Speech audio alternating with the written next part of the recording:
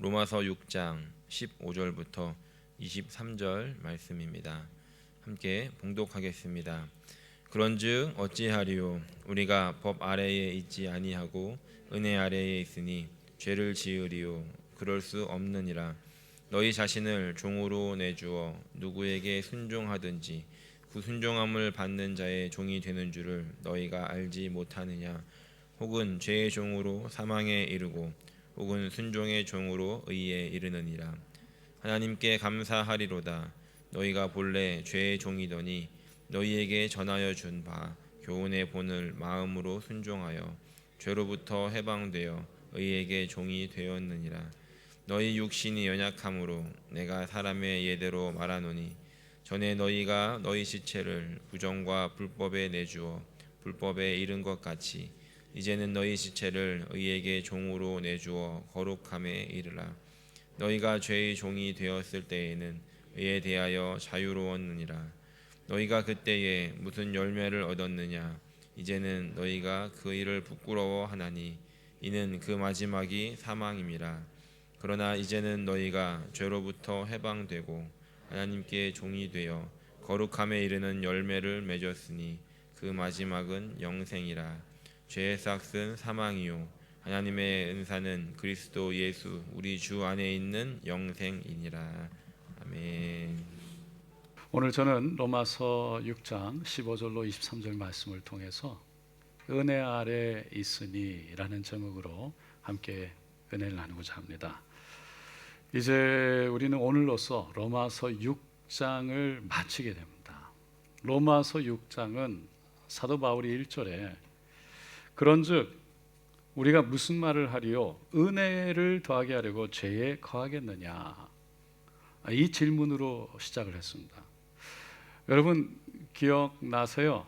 지지난주 말씀을 시작하면서 어떤 목사님이 친구를 전도했다고 그랬습니다. 그분이 교회에 와서 예배를 드리다가 말씀 중에 그렇게 은혜를 받고 우셨대요. 예배가 끝났는데 안 갔잖아요. 그래서 목사님이 가서 이렇게 어떻게 됐냐? 은혜를 받았다는 거예요. 그래서 그 은혜를 갚겠다고 그랬잖아요. 목사님이 어떻게 은혜를 갚겠냐? 그랬더니 뭐라고요? 술 한 잔 싸겠다고. 할렐루야. 여러분 이거는 정말 잘 기억하는 것 같아요. 이런 건. 네. 그래서 같이 웃었어요. 근데 그렇게 웃었던 이유가 뭐였습니까? 우리가 은혜를 받았다는 사람이 그 은혜를 갚겠다고 술 한 잔 쏘겠다는 게 뭔가가 앞뒤가 안 맞는 것이죠. 마찬가지로 예수 십자가의 보혈로 죄 용서함 받고 새로운 생명을 얻은 그 은혜를 입었는데 그 은혜를 더 크게 하겠다고 죄를 계속 짓는다는 것이 맞느냐? 맞지 않다라고 사도 바울이 말한 거예요. 그래서 그 다음 절 2절에 절대로 그럴 수 없다라고 단호하게 말했죠. 오늘 본문은요, 이 질문을 다시 한번 로마 교회 성도들에게 던지면서 시작합니다. 15절에 그런즉 어찌하리요? 우리가 법 아래 있지 아니하고 은혜 아래에 있으니 죄를 지으리요? 그럴 수 없느니라 라고 말하고 있어요. 사도 바울이 다시 이 질문으로 돌아온 이유는요, 우리가 믿음으로 구원받았지 율법을 지킴으로 구원받은 것이 아니다라고 3장, 4장, 5장에서 강조하며 말한 것을요 오해하는 사람들이 있었기 때문이에요. 그 사람들은요 율법을 지켜서 구원받는 게 아니라면 더 이상 우리가 율법을 지킬 필요가 뭐가 있겠느냐라고 말했던 것이죠.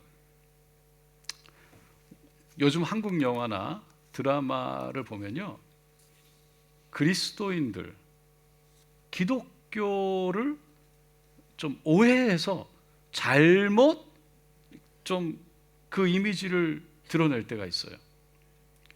성경대학에서도 잠깐 언급한 적이 있지만요, 여러분 밀양 영화 The Glory 요즘에 책으로 뜨는 드라마라면서요.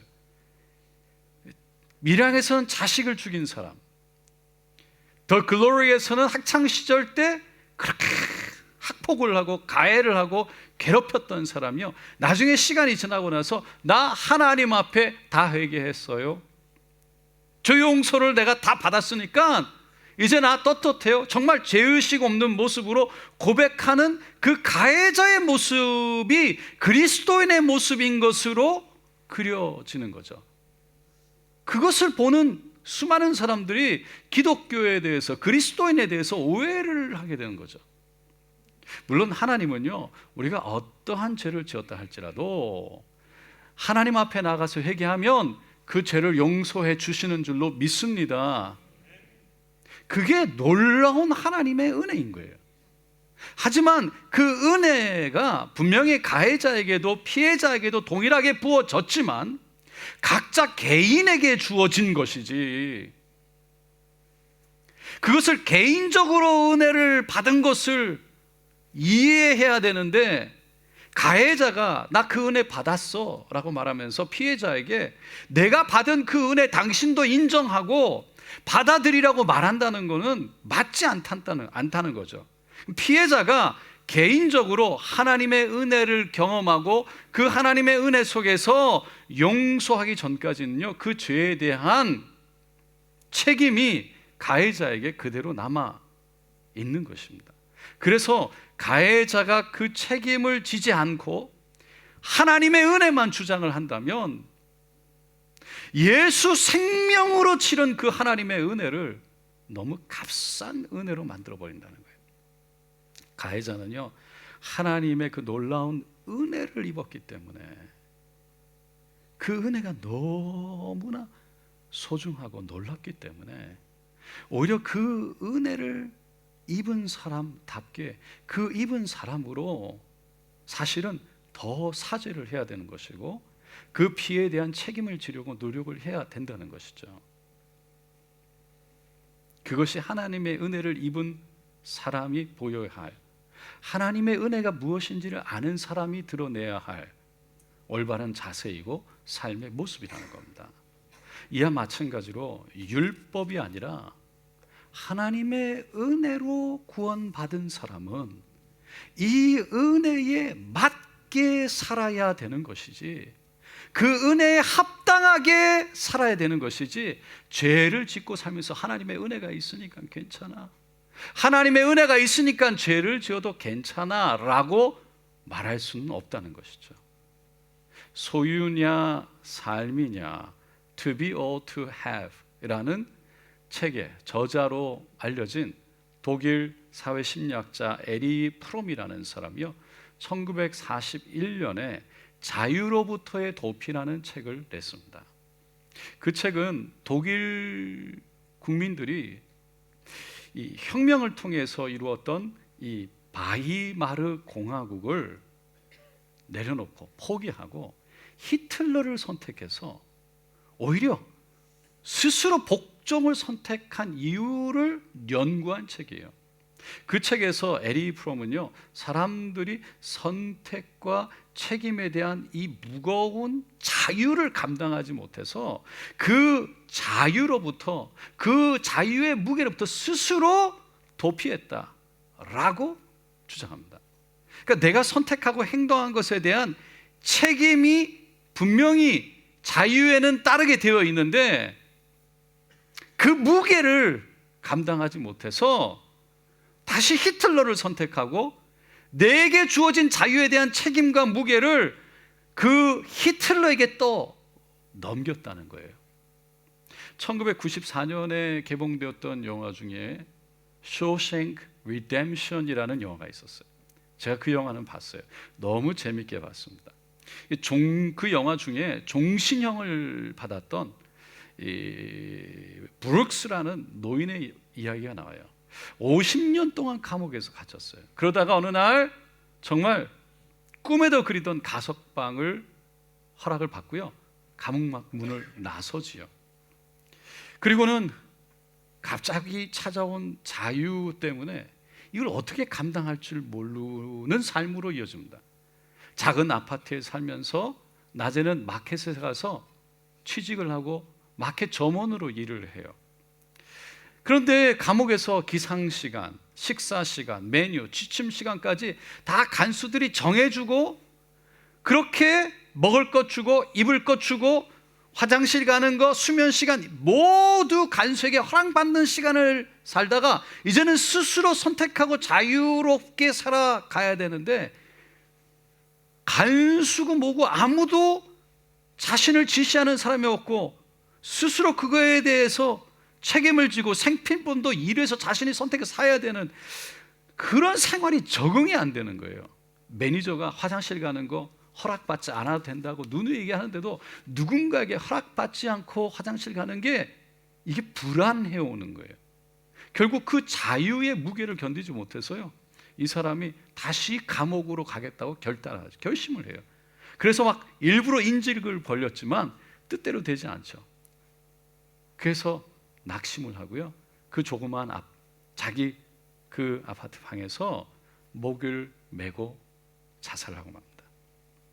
이 에리 프롬은요, 사람은 일반적으로 자유를 원하기 때문에 결국 자유를 갖게 된대요. 쟁취한대요. 하지만 자유를 얻었을 때 그것에 따르는 책임, 그것에 따르는 무게를 견디지 못하면 다시 과거로 돌아가고 싶은 그런 속성이 있대요. 성경에도 그것을 잘 보여주는 것이 지지난주에도 말씀드렸지만 이스라엘 백성들의 모습이었어요. 출애굽을 했어요. 종으로부터 자유를 얻었어요.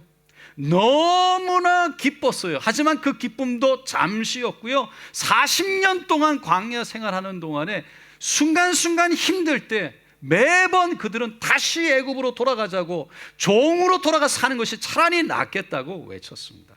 사도 바울은 우리들에게도 이런 현상이 있다는 거예요. 그래서 15절에 그런즉 어찌하리요, 우리가 법 아래에 있지 아니하고 은혜 아래에 있으니 우리가 어떻게 죄를 지으리요? 그럴 수 없느니라. 자꾸만 은혜 안에 있는데 자꾸 죄로만 돌아가려고 한다는 거예요. 우리는 그럴 수 없다라고 사도 바울은 말해요. 그러면서 그 다음 절 16절에 이렇게 말하죠. 다 같이 읽어보겠습니다. 너희 자신을 종으로 내주어 누구에게 순종하든지 그 순종함을 받는 자의 종이 되는 줄을 너희가 알지 못하느냐. 혹은 죄의 종으로 사망에 이르고 혹은 순종의 종으로 의에 이르느니라. 사람은 누구에게 순종하든지 그 순종하는 자의 종이 된다는 거예요. 그래서 죄에게 순종하면 죄의 종이 되는 것이고, 의에게 순종하면 의의 종이 된다는 거예요. 여러분, 우리는 하나님의 은혜로 죄의 종에서 의의 종으로 옮겨진 줄로 믿습니다. 이것을 사도 바울이요, 그 다음 주 17절에 확신을 가지고 이렇게 얘기를 해요. 하나님께 감사하리로다. 너희가 본래 죄의 종이었더니 너희에게 전하여 준 바 교훈의 본을 마음으로 순종하여 죄로부터 해방되어 의에게 종이 되었느니라. 예수님을 알기 전에는요, 원래 죄의 종이었다는 거예요. 죄를 따라 살았다는 거예요. 죄가 시키는 대로 그냥 갔다는 거예요. 그런데 교훈의 본 복음과 말씀을 마음으로 받아들여서 순종하여 죄로부터 해방되어져 의의 종이 되었다. 이 말씀을 가만히 생각해 보면 우리가 원래 죄의 종이었었다. 그 말은 무슨 말입니까? 죄를 따라갔다, 죄를 섬겼다. 죄는 어디로서부터 옵니까? 사단으로부터, 마귀로부터 오는 거예요. 사단을 주인 삼아서, 죄를 주인 삼아서 살았다는 거예요. 근데 지금은 의를, 하나님을 주인 삼아서 사는 삶인 사람이 되었다는 거예요. 사도 바울은 이게 얼마나 감사했던지 하나님께 감사하리로다, 그렇게 고백하고 있어요. 여러분은 나의 주인이 바뀐 것을 믿으십니까? 예수님을 주인으로 모셔드리는 순간 죄의 종을, 죄에서 자유하고 의의 종, 하나님의 종이 된 것을 믿으십니까? 사도 바울은 그것을 정말 믿고 안다면 죄의 종으로 살지 말아라. 더 이상 죄의 종으로 살지 말아라 라고 권면하고 있습니다. 그 다음 절 19절입니다. 19절 다 같이 읽어볼게요. 너희 육신이 연약함으로 내가 사람의 예대로 말하노니 전에 너희가 지체를 부정과 불법에 내주어 불법에 이른 것 같이 이제는 너희 지체를 의에게 종으로 내주어 거룩함에 이르라.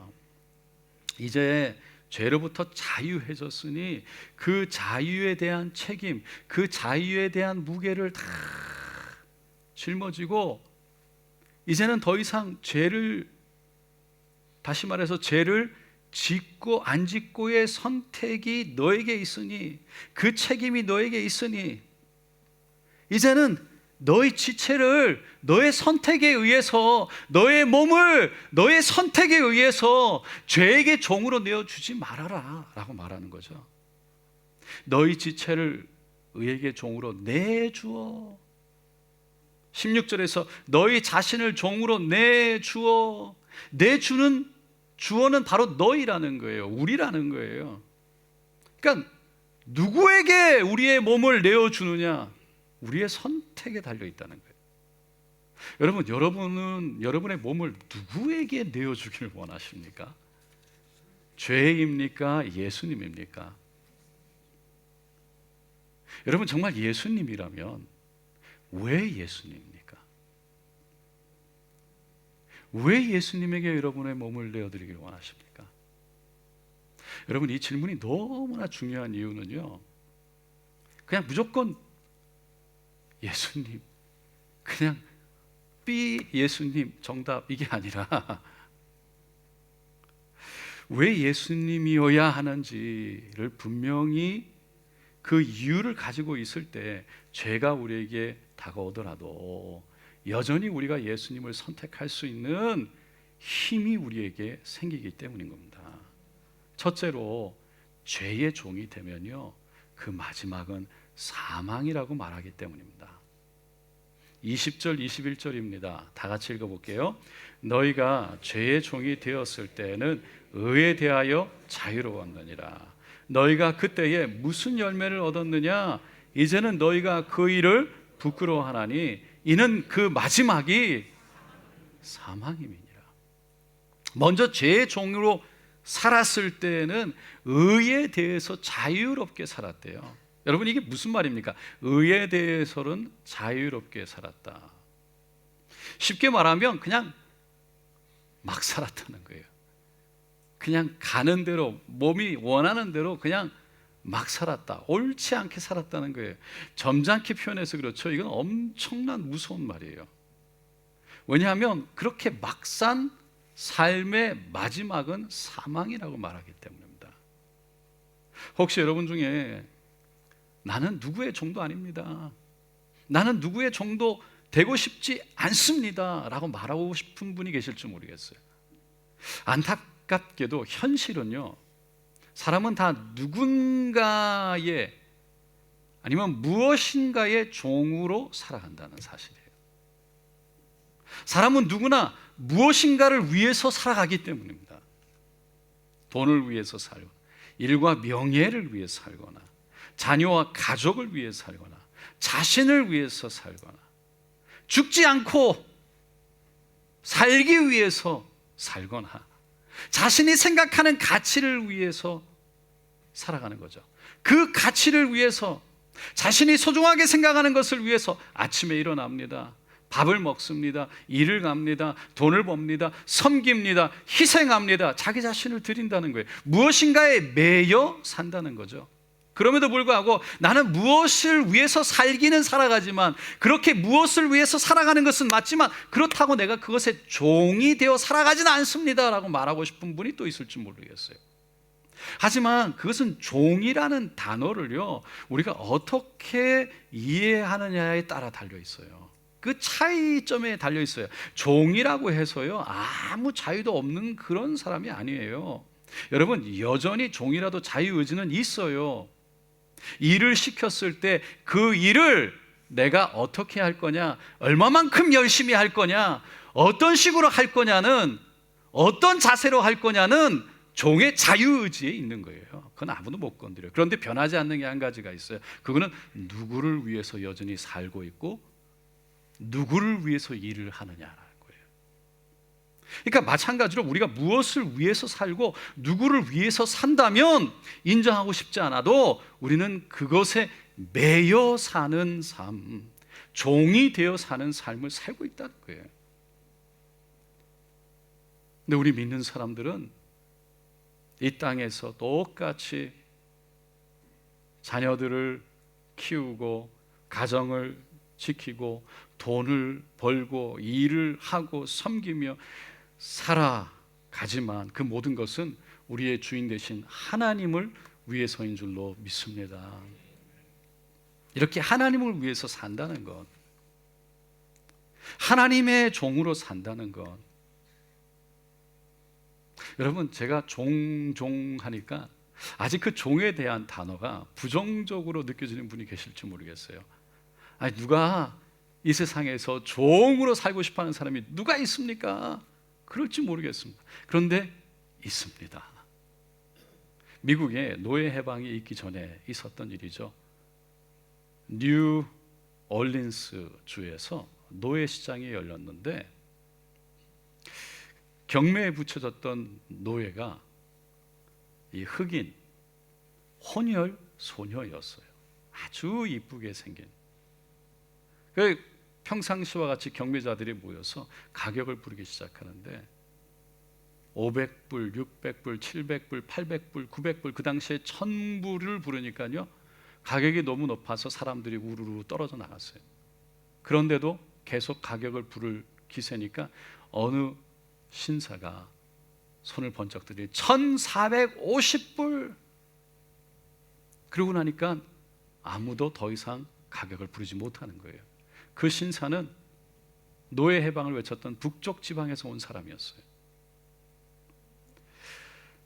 그 어린 소년은요 자기 자신이 1450불에 팔렸기 때문에 정말 그 노인을, 그 신사를 따라가고 싶지는 않았는데 어쩔 수 없이 이 쇠고랑에 차여 있으니까 끌려갈 수밖에 없는 거예요.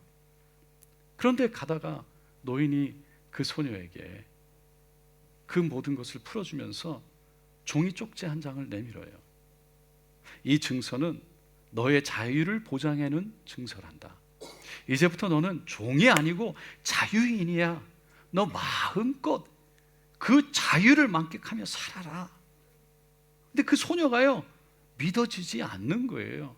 선생님, 정말 나에게 자유를 주기 위해서 그 많은 돈을 지불하신 게 맞나요? 정말 내가 자유의 몸이 된 게 맞나요? 내가 원하는 대로 해도 정말 되나요? 그 신사가 물론이지, 너는 이제 자유인이야. 너가 원하는 대로 마음껏 하며 살 수 있지. 소녀가 그 신사의 손을 잡고 눈물을 뚝뚝 흘려요.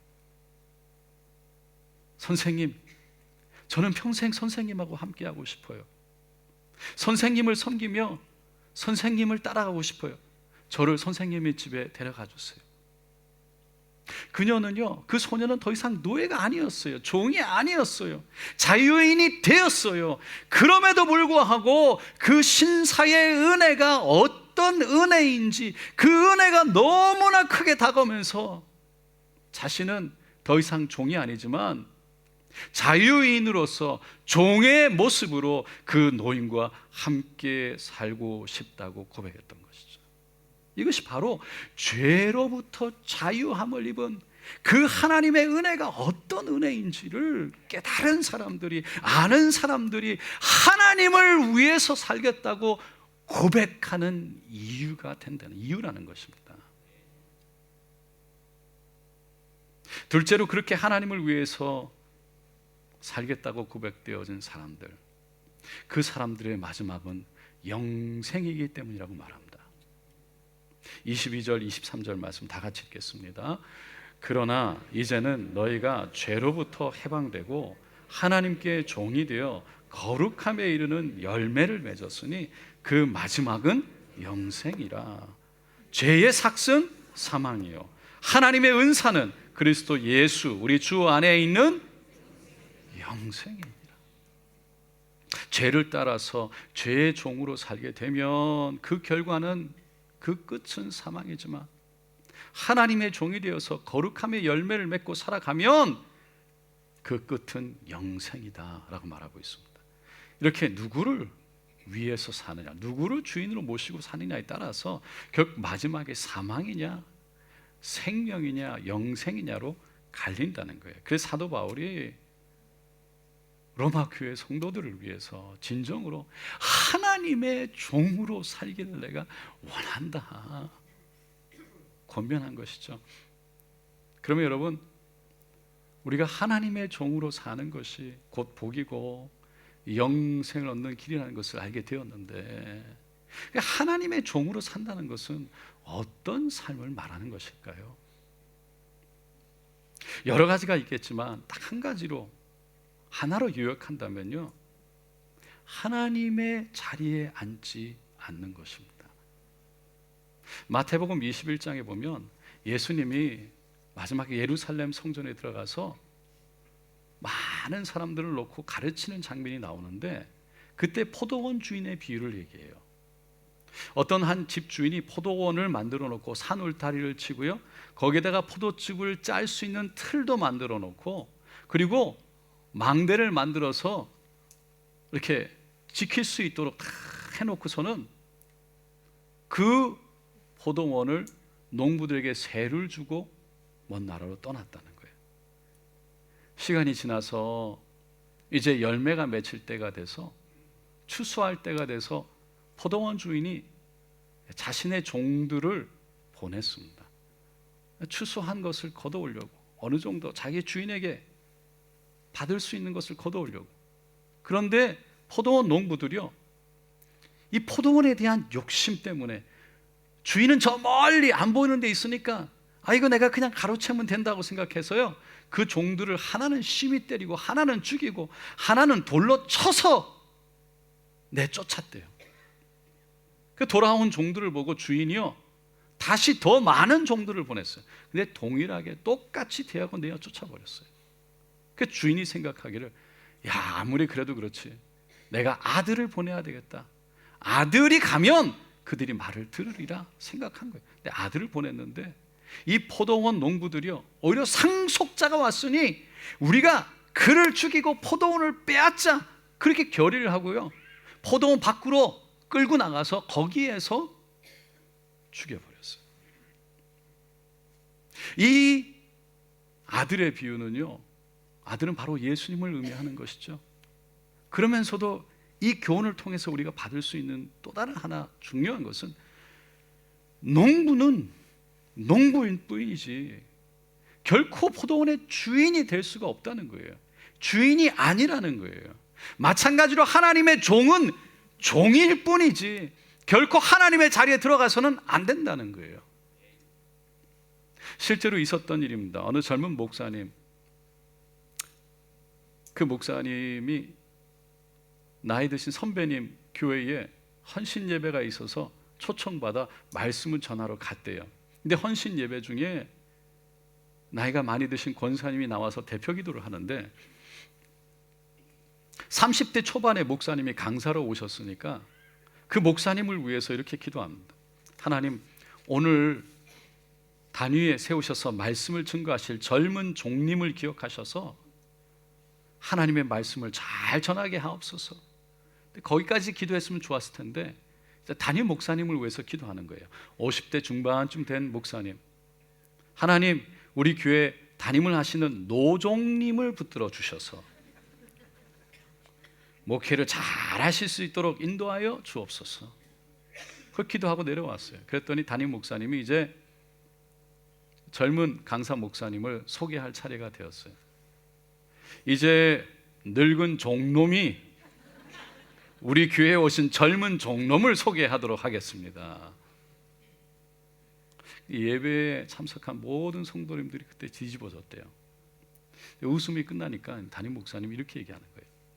여러분, 우리가 웃긴 했지만 사실 저는 농담으로 던진 게 아닙니다. 여러분, 종은 종놈이지 종님이 아닙니다.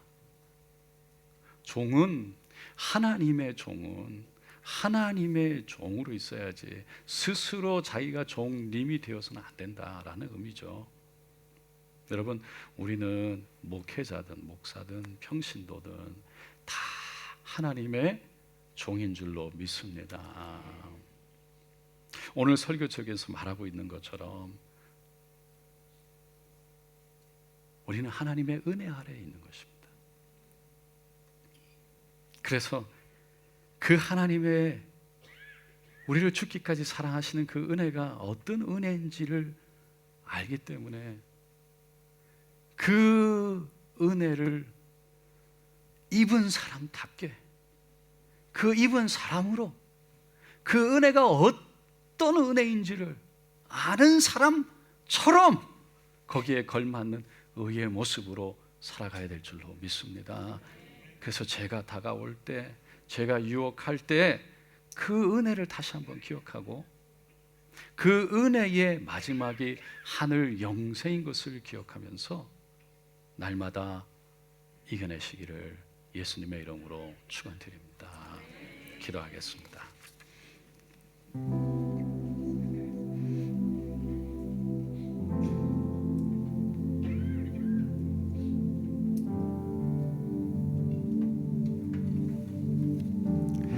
우리가 예수를 믿는다고 말하지요. 그래서 구원받았다고 합니다. 그 구원이 나에게 있는 것이 아니라 하나님의 은혜라고 얘기합니다. 그런데 그 은혜가 어떤 은혜인지를 모르면 너무나 값싼 은혜로 만들어버리는 거예요. 그 은혜가 어떤 은혜인지를 아는 사람이, 그 은혜가 얼마나 크고 얼마나 귀한 은혜인지를 아는 사람, 그 주님을 사랑하고 주님과 함께 하기를 원하며 하나님을 위해 살겠다고, 주님과 함께 하기를 원한다고 고백할 수밖에 없다는 거예요.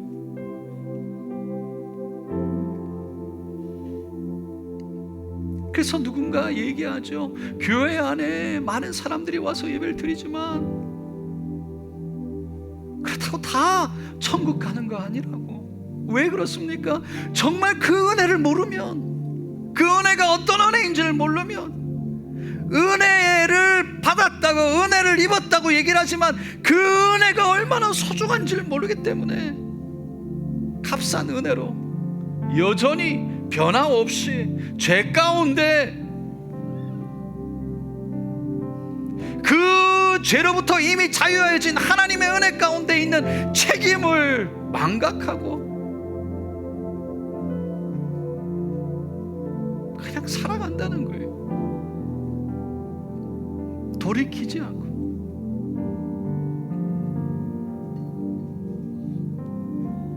정말 그 은혜가 은혜 되기를 원합니다.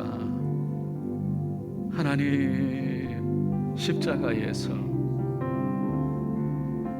양손에 양발에 못을 받으시고 정말 몸을 깨뜨려서 물과 피를 다 쏟기까지 우리를 사랑하시고,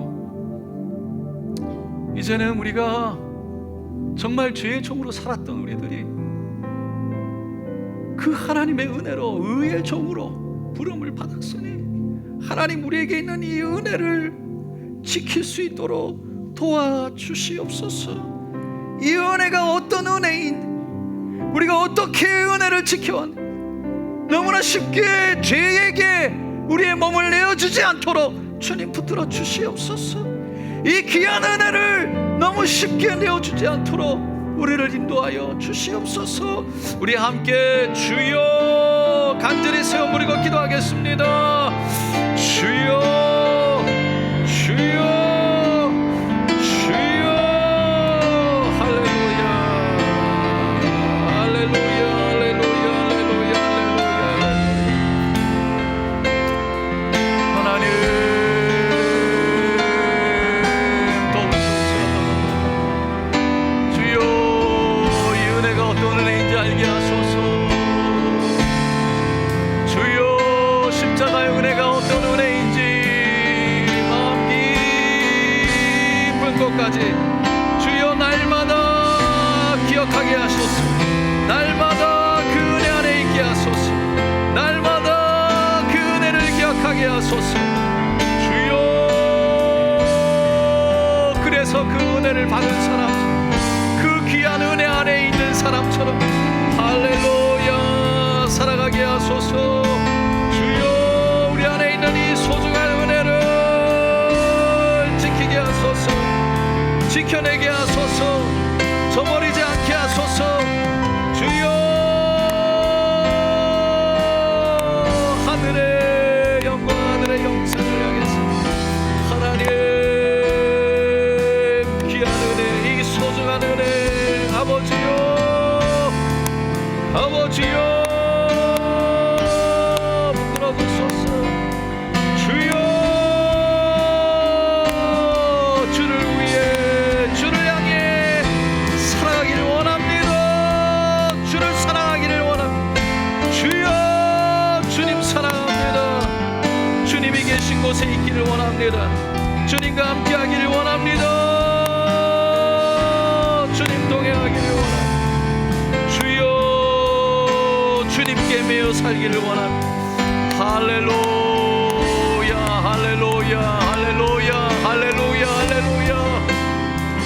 주여, 은혜가 어떤 은혜인지, 그 은혜가 무슨 은혜인지 알게 하소서. 얼마나 소중한 은혜인지, 아버지 얼마나 무거운 은혜인지 주여 알게 하소서. 알게 하소서. 알게 하소서. 오 할렐루야, 할렐루야, 할렐루야, 할렐루야, 할렐루야. 주님,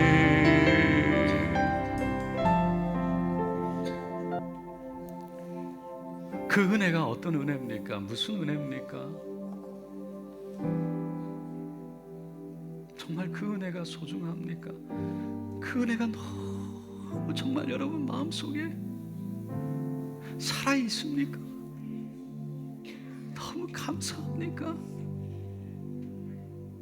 아니면 너무 가벼운 은혜여서 작은 죄가 와도 그것과 맞바꿔 버리는 그 은혜를 내려놓고 평겨치고 죄에게 빠져드는 그런 은혜입니까? 그 은혜 아래에 있기 때문에, 그 은혜 안에 있으니 그 은혜가 어떤 은혜인지를 아니 더 이상 죄 가운데 있을 수 없지 않느냐라고 사도 바울이 말하는 것입니다. 오늘 이 시간 하나님, 주여 그 은혜를 아는 자로 살게 하소서. 정말 그 구원의 은혜가 무엇인지를 알게 하셔서 그 은혜의 깊이를 알게 하시고 그 깊은 곳에서 하나님 올라오는 그 기쁨과 감사 가운데 그 은혜를 붙들고 살아가게 하여 주시옵소서. 고백하시는 분 손을 가슴에 얹어주시고,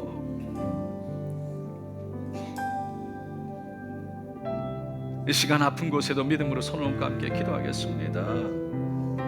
할렐루야, 할렐루야. 오늘 이 시간 우리의 눈과 귀를 가리고 그 은혜가 어떤 은혜인지 알지 못하게 하고 그 은혜를 깨닫지 못하고 그 얇은 은혜 속에서 스스로 그리스도인이라고 말은 하지만 진정으로 마음에 그 은혜가 와닿지 못하게 해서 은혜 안에 살아가지 못하게 하는, 은혜 받은 자로 살아가지 못하게 하는, 여전히 죄의 종으로 살아가게 하는 더럽각한 사단의 권세, 거짓말은 묻길 받고 떠나 갈지어다. 그 은혜를 은혜되지 못하게 하는 우리의 마음을 막아버려서 너무나 스스로 그 은혜를 가볍게 만들게 하는 모든 사단의 거짓은, 모든 사단의 속임은 끊어지고 떠나갈지어다. 떠나갈지어다. 예수의 이름으로 명하노라. 오늘 이 시간 모든 질병과 병마와 좌절과 절망도 떠나갈지어다. 떠나갈지어다. 모든 약함도 떠나가고 스스로 무너지게 만들고 정말 우리가 하나님의 은혜 안에 있는 것을 깨닫지 못해서 얼마나 우리가 귀한 사람인지, 그 은혜를 어떻게 우리가 받았는지 알지 못하게 하는 너무나 쉽게 죄에게 내던져버리게 하는 사단의 모든 괴계는 떠나 갈지어다, 무너질지어다. 주여 못장난 손으로 얹어주시고 치료하여 주시고, 주여 날마다 그 하나님의 안에서 기억하며 살게 하여 주셔서 주님 능히 그 은혜에 그 하나님의 감동의 무게로 인해 이 땅에서 능히 이기고 감당하며 살 수 있도록 도와주시옵소서. 주님 감사합니다. 할렐루야, 할렐루야. 그 십자가의 보혈, 그 은혜로 우리를 치료하여 주시고 우리를 만져주시고 하나님의 자녀 삼으시고 우리를 건져주심을 감사합니다. 하나님, 우리의 우리됨이 우리에게 있는 것이 아니라 우리의 주인 되신 주님께 있음을 고백합니다. 오늘 주님 치료하신 분도 하나님이시요 말씀하신 분도 오직 하나님이시니 오직 주님 홀로 영광 받으시옵소서. 감사드리며 예수님의 이름으로 기도드리옵나이다. 아멘.